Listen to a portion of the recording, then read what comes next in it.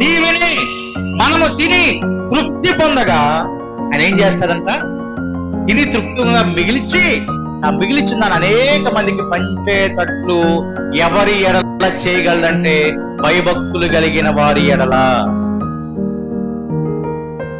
శ్రేష్టమైన మాటలు పిల్లరా.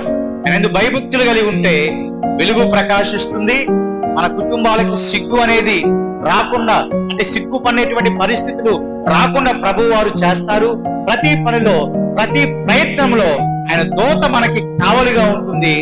ఏ మాత్రము కొదువ మనకి ఉండదు. సమృద్ధిని, దీవెనను, ఆశీర్వాదమును మనం తినగా తృప్తి పొంది అనేక మందికి పంచగలిగినటువంటి కృప ప్రభు ఎవరికి ఇస్తారంటే భయభక్తులు కలిగిన వారికి.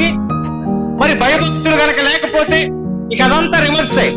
వారి జీవితాలలో వెలుగునదు,